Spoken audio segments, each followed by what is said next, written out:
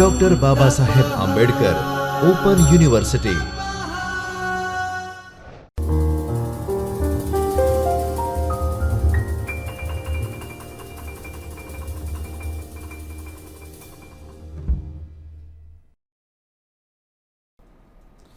Namaskar, dear friends.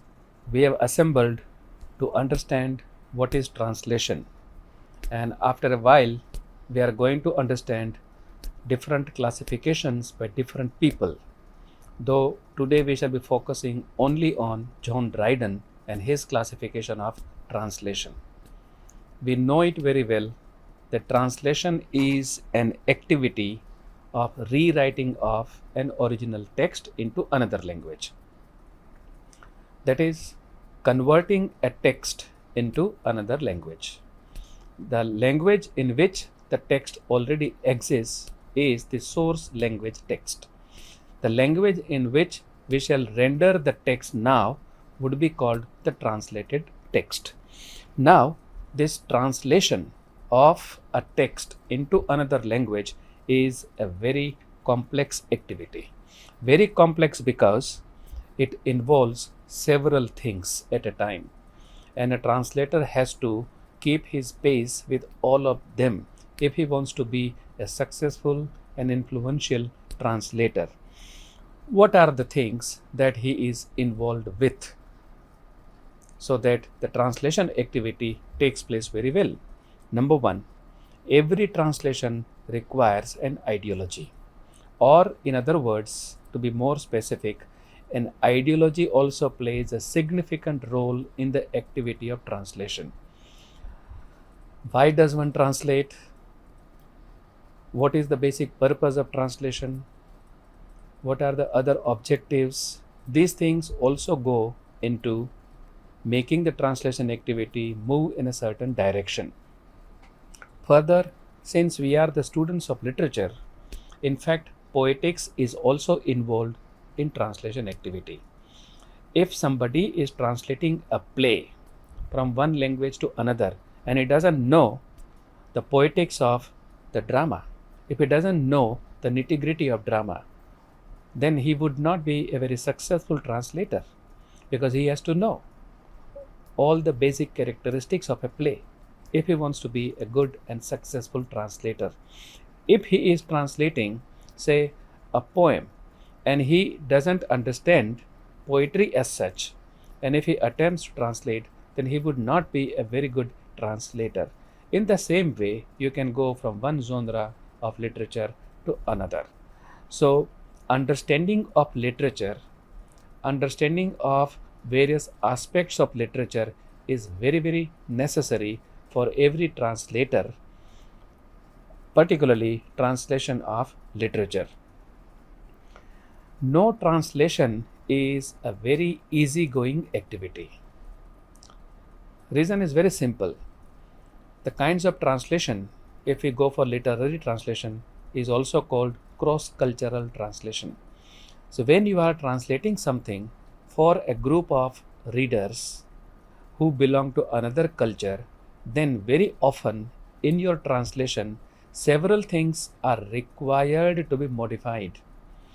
In other words, you need to manipulate. If you do not manipulate, then there would be a problem in the target language text. For example, when you read some modern renderings of the Mahabharata stories, then very frequently you come across that Draupadi was the Sakhi of Krishna. Now I'm using the word Sakhi in our language.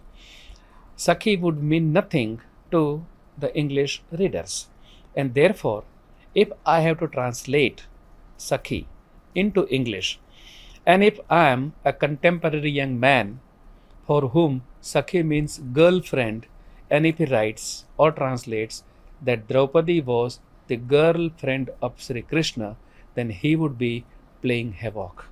He would be doing lot of injustice to the text, to the character, and to the message which is being conveyed by Vedvyas. And so, you will have to manipulate.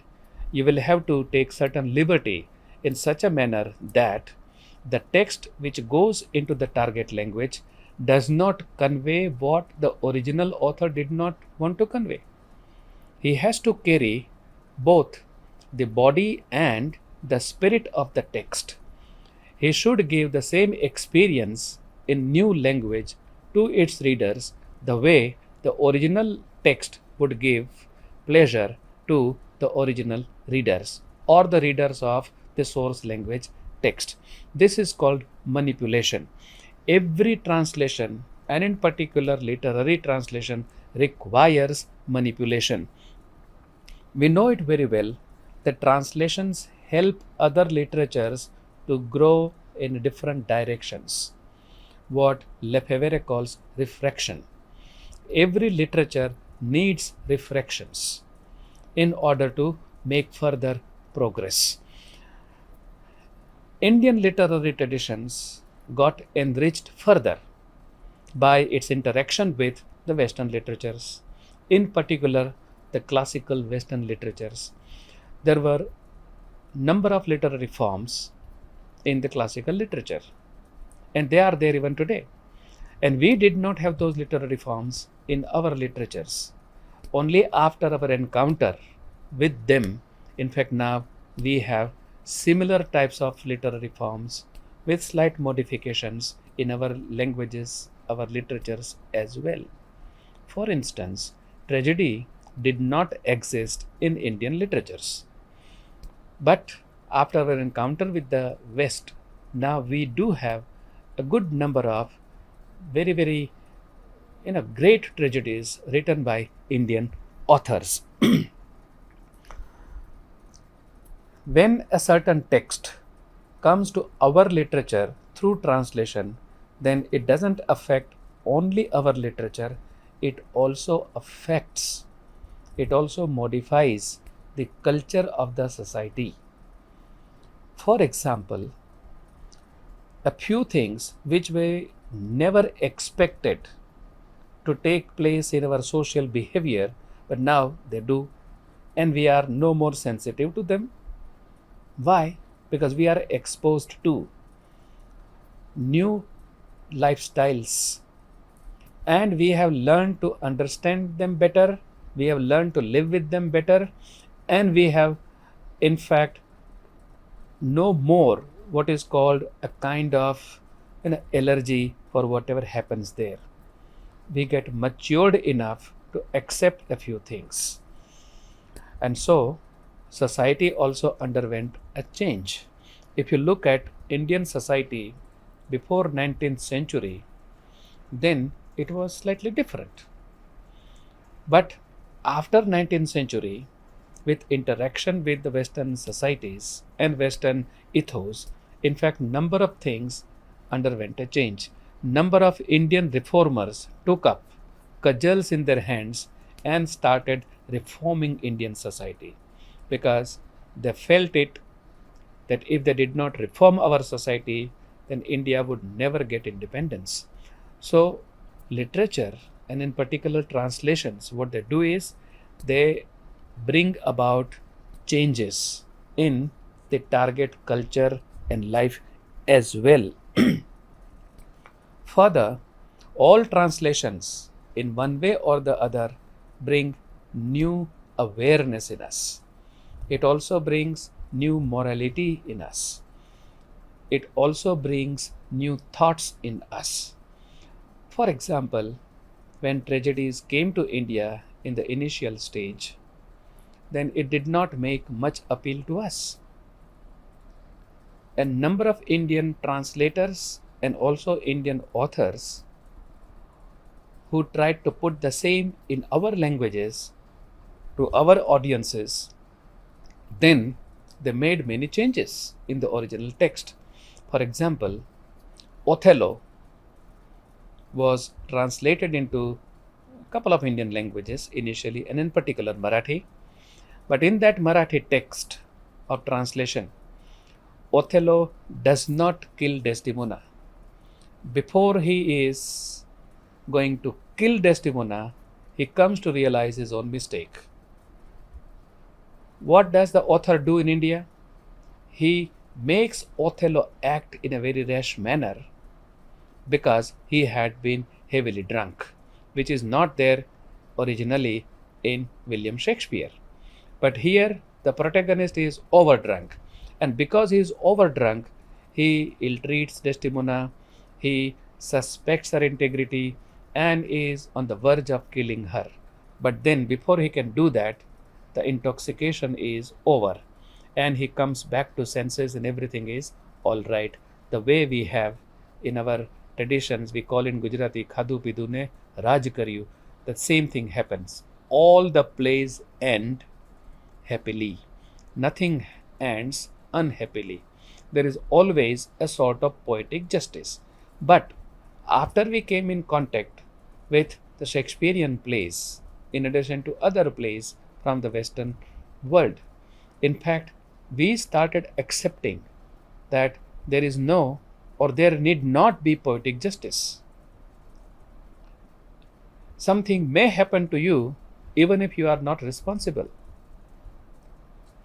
You may be getting unexpected benefits even though you haven't put in any exercise for that. Things may happen without your involvement in it. And therefore, we started accepting the fact that human beings also play in the hands of destiny.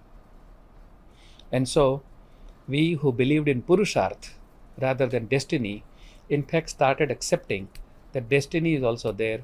Humans are often helpless. Things happen even if we do not want. And so, Othello, who loved Desdemona so much, and their marriage is only a few days old, in fact, such a great lover is bent upon killing Desdemona. Can it happen? Yes, it can happen. But it can happen only in given circumstances. And so those circumstances have to be convincing. And that is what the Western plays did. And we were impressed by this. We also started realizing that yes, similar things happen in our life also. They are unexpected, or even if we try very hard, things don't go as per our calculations. And so, what is being shown on the stage is reality. And so we started representing similar type of reality in our works also. This was primarily because of translation. So translation plays a vital role in our life, our culture, our thinking, our morality, our ethos, and so on, so forth. Now, since it is touching so many things, some of the theories have also found that translation involves not one but multiple disciplines. In other words, translation is a multidisciplinary activity. When I say multidisciplinary activity, what I mean is that at a time, several disciplines, several domains of knowledge, in fact, play a role in our translation of the text. For example, linguistics. Language and the study of language is called linguistics. Linguistics is the scientific, systematic study of language.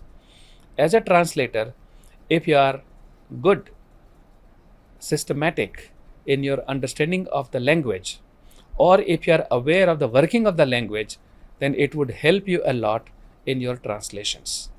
But if you do not know how does a language work, then you would have number of difficulties in rendering, converting the text from one language to another.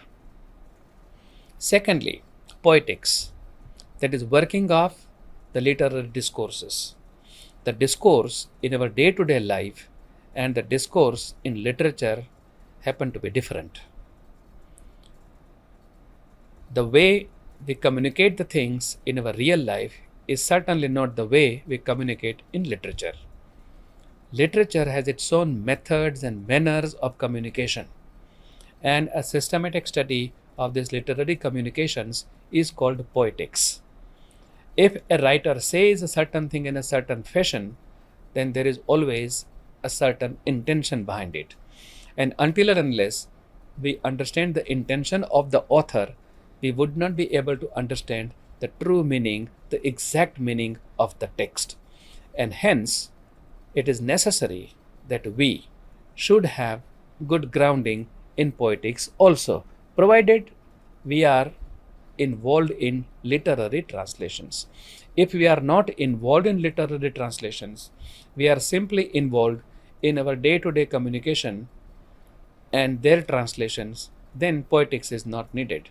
If you are working in journalism, in the field of journalism, and you are translating a certain editorial from, say, Gujarati to English, it is not necessary that you should know poetics or you should know the aesthetics of the text. There, you can do without knowing it. But if it is literary translation, then your knowledge of poetics as a translator is necessary. Thirdly, history. And this also is primarily in case of literary translations. Every literature is the product of a certain time. Literature or a literary text conveys its meaning partly from its context. In other words, whatever is narrated, whatever is projected, whatever is dramatized in a text is not everything. The total meaning doesn't come out of the text alone. The part of the meaning comes from the context as well.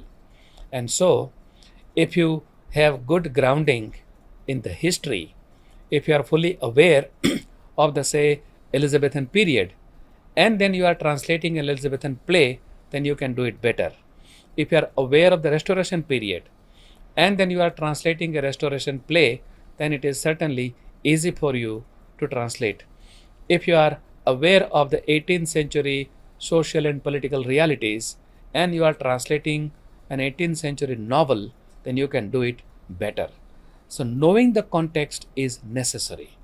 And this context, broadly speaking, is history. So, knowledge of history is also essential for a good translator.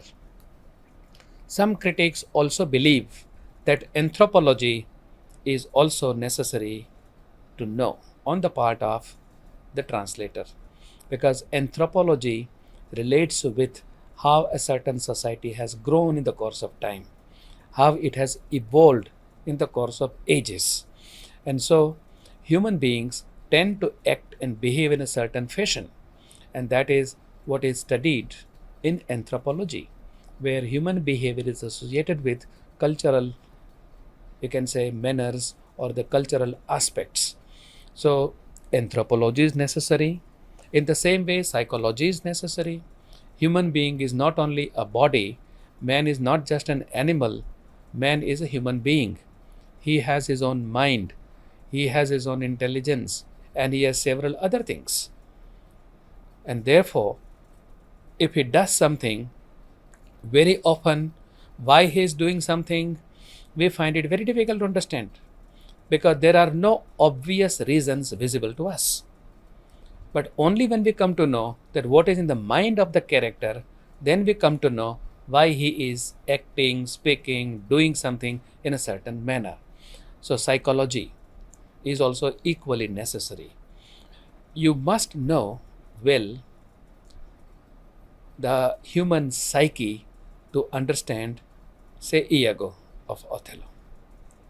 Why does Iago do something? Then you will have to go into the psychology of Iago. Once you understand it, then it becomes easy for you to find out that why did he utter something in a certain manner? Why did Macbeth speak a few things? Why did Macbeth arrive at few conclusions? You have to know the psychology.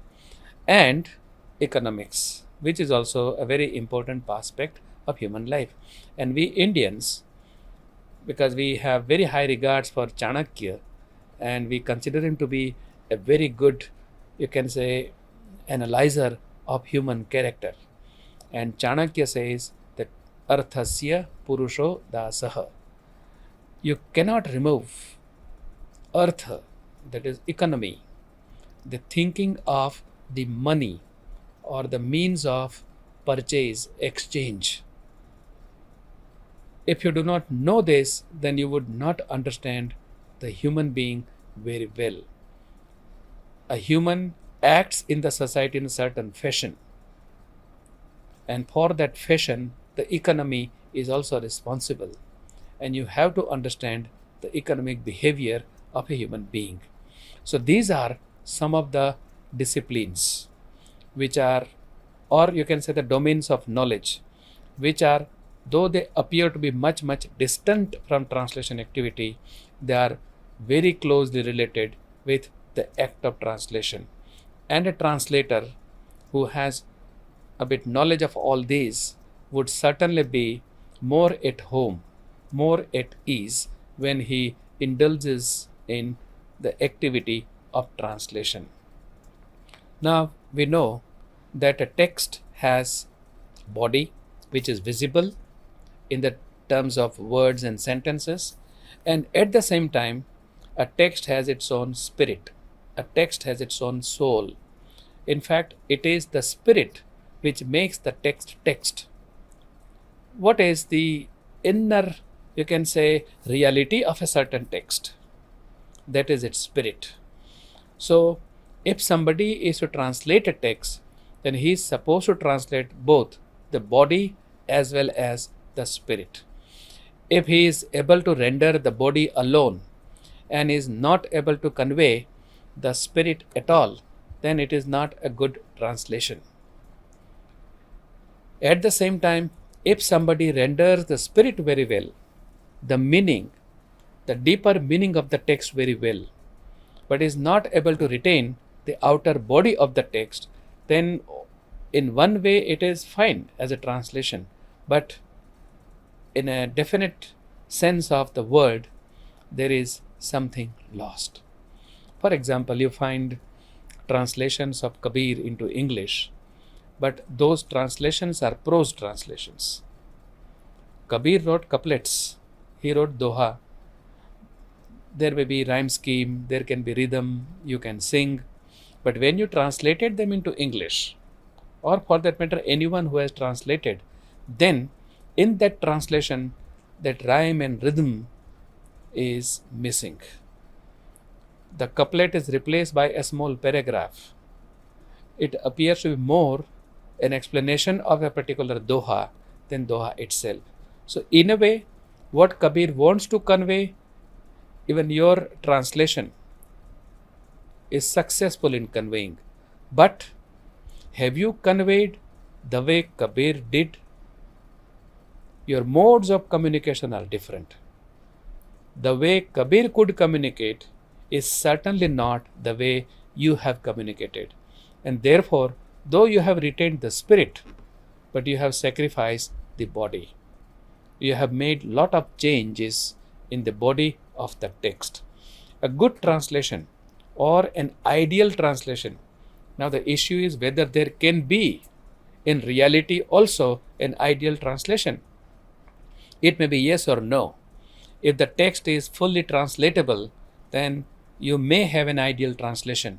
But there are many texts which are not fully, either fillable or they are not fully renderable. And therefore, even if the author himself does the translation, he won't be successful in doing it exactly in the same fashion. So in that regard, I say that a text has both its body as well as its spirit. And therefore, a good translator, an ideal translator is one who is able to render both the body as well as the spirit. But what happens with a large number of translations is either the body is sacrificed or the spirit has been sacrificed or gets sacrificed. Now, as a translator, you have to choose what to sacrifice at what time. You might come across, Fitzgerald, who was a very famous theorist of translation, like Dryden. In fact, when he rendered the Egyptian poet into English, and particularly his Rubaiya, I am referring to Omar Khayyam, then the people who knew Omar Khayyam in original, when they read Omar Khayyam in English, then they were shocked and they felt that Fitzgerald has killed Omar Khayyam. He has not rendered Omar Khayyam the Egyptian poet. He has rendered what he understood of Omar Khayyam. And what he understood of Omar Khayyam and what Omar Khayyam is, they are two different things.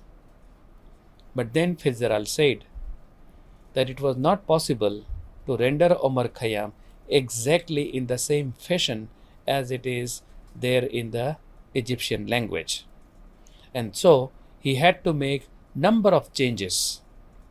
And while making the number of changes, what he did not change was, he did not change the basic spirit. He did change the body. But basic spirit was retained. And what was that basic spirit? And so he gives a metaphor. That original text is, say, an eagle. And then you see an eagle, a stuffed eagle, dead eagle in museum, which exactly looks like the eagle. But is it real eagle? By looking at that eagle, do you come to know its strength, its characteristics, its capacities? No. It simply gives, a visual of an eagle. But when somebody converts, as he converted Omar Khayyam from Egyptian to English, then in Egyptian Omar Khayyam was an eagle, but by the time it came into English, it became a sparrow. But he prefers a sparrow, a living sparrow, than a stuffed eagle. Why? Because if somebody has never seen an eagle, by seeing a sparrow, which is a living sparrow, he would certainly come to know that it flies in a certain fashion, it has wings, it looks at the things in a certain fashion, it attacks on its prey in a certain fashion, it captures the prey in a certain fashion, and so on and so forth, number of other things.